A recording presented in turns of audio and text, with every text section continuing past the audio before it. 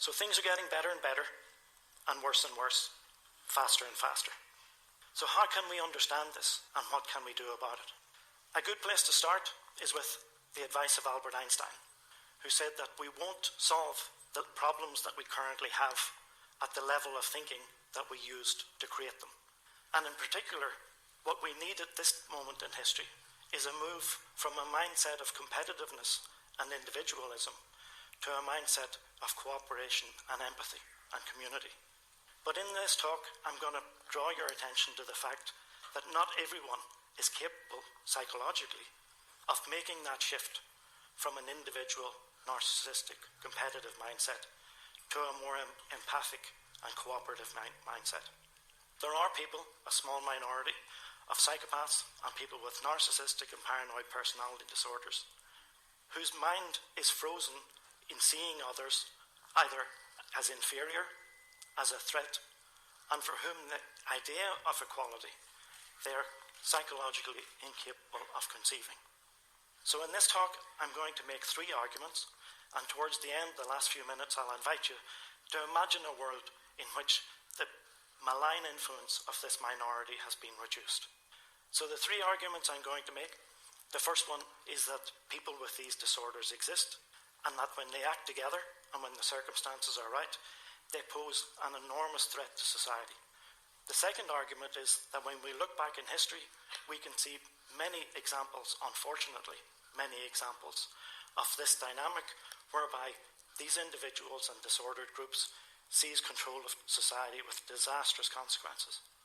And the third argument is that we need to wake up, particularly at what's happening around the world at the moment, we need to wake up to the fact that democracy is almost our only defense against these dangerous individuals and dangerous groups.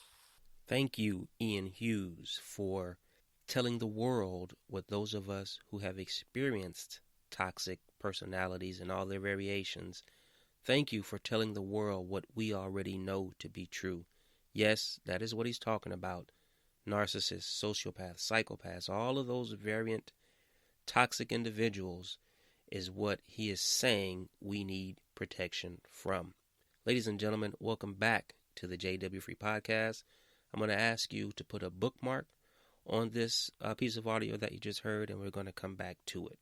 The reason being is because I want to shine a spotlight on all former Jehovah's Witnesses who have been in the fight to highlight, expose, whatever other word you want to use right there, the governing body and the Jehovah's Witness organization.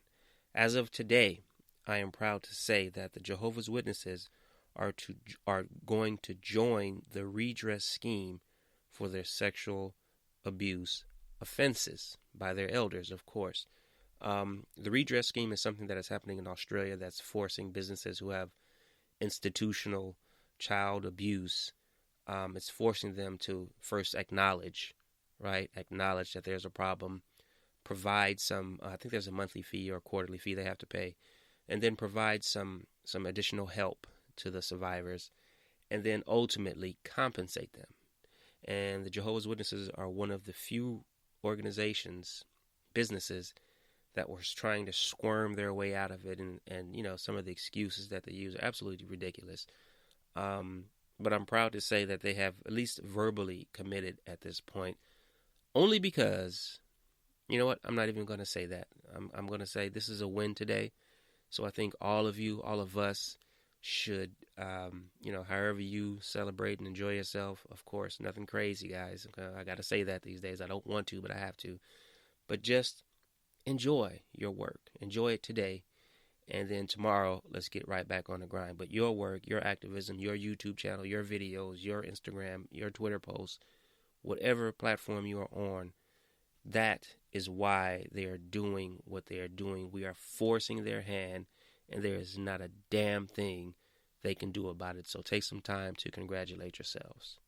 And number 2, let me say this to those who have been offended by this organization. That is part of why we do what we do out here. And those of you who are also out here in the fight, you know, I can't imagine what you went through and what you're going through. but just know that we are with you and we are going to continue this fight. And I hope that this gives you some sort of solace and some confidence to be able to move forward. If you haven't already, move forward with your life and do great things, because that is the energy that I am sprinkling on you today. Now, let's get back to that audio we listened to. Yes, he's talking about toxic personalities. He specifically mentioned the narcissists and how deadly these people are. And he is correct. For those of you who have been here with me since day one, you know the very first episode I told you that we're also going to talk about personalities, types, traits, disorders, all those things. Because that is, you know how people ask you, what is the one thing the old you would have told the younger you? And I would have, without a shadow of a doubt, told the younger me about how to understand personalities, types, disorders, so on and so forth. Because it makes life so much easier when you know who to avoid. You know, some people you can't because you got to work and school and all that kind of stuff. But even in that environment, once you know the traits, what they look like, what they're doing, you know, you can operate a little bit differently and minimize the pain that they cause, because that is all that they want to do, is cause pain. And if you have yet to encounter one of these people, count yourself lucky, count it as a blessing that you haven't, been involved with one of Satan's helpers. That's my other term for them. But when I look at all these people who are talking about, just go look at these pages, these Instagrams, all these different social medias. Look at how they're talking about it, narcissism and, sociopathy and psychopathy and all of these antisocial personality disorders with such fervor, with such vigor. It's because they've encountered usually more than one of them. We have encountered, yes, I am one of them, and it was one of the toughest lessons that I ever had to learn. It was one of the most hurtful things. I didn't know anything, or maybe I just didn't pay attention enough to people who are so calculating and maniacal and just only looking to destroy and to hurt and wound. Had no idea. So much so that I think I've mentioned this to you guys before, that I've actually written a book. It's pretty much written. Maybe a little more editing needs to be done, but it's pretty much done. And, I've been going back and forth over this for the last several days. A little something different. But I've decided I am going to give you some insight into the book that I wrote. So I would like to read to you a few things. And the very first chapter is actually called Sociopaths. I may change that later and generalize it to toxic personalities. But the reason I did that is so that when I started talking about the Jehovah's Witness syllabus, their program, how they work, and my middle sister and this woman that I was dating, it'll all make sense. All of their schemes and lies would all make sense. So that is what this first chapter is about, and I'm just going to read some highlighted parts of it. And lastly, what I do with each chapter is I give a quote so that it gives an overview of the chapter, okay, so that everybody's on point when they're reading it. So here we go, and just bear with me, okay? It took a lot for me to get to this point, so here we go. The quote is, "We do not have to be mental health professionals to identify the traits of the possible sociopaths among us." That was written by P.A. Spears. It was from the book Type 1 Sociopath, When Difficult People Are More Than Just Difficult People. And just cut me some slack, guys, if you hear me clicking around. I'm just trying to move through the Word document. So, quote, "What do you think is the real reason there are so many limiting and citizen-defeating programs in operation? If I may state confidently, in my opinion, money and power, when intertwined with the personality disorders of the world, is the reason life sucks for most people. And it will continue as long as you continue to wait for God's Son, S-U-N, to return to this lifetime or any other. I am dumbfounded the empathetic adults of this world have taken the word of the non-empathetic personality disorders without ever reviewing it. This is a lazy tragedy. Ladies and gentlemen, if you are not familiar with exactly sociopaths, psychopaths, authoritarians, and other toxic antisocial personality disorders are, you better thoroughly learn about them as of yesterday. I wish I would have previously known how to correctly label and deal with these human parasites. Never in my early thinking did I reason I would be searching people who would pride themselves in stalking your habits, likes, and dislikes in order to control and manipulate you to your detriment. That is their only goal once they have you in their sights: destruction, mostly mental and emotional. This quality resides in all toxic personalities. For now, let's focus on the sociopath.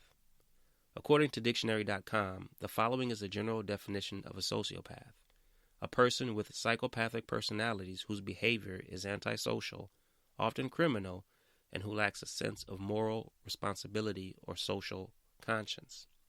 Since there are only a small percentage of them that are violent, let's look at the last part of the definition where it talks about the lack of moral responsibility or social conscience.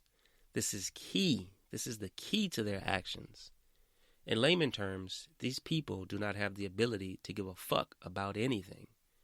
They do not have the same governing conscience normal people have to keep from setting out to harm our fellow citizens throughout our lives.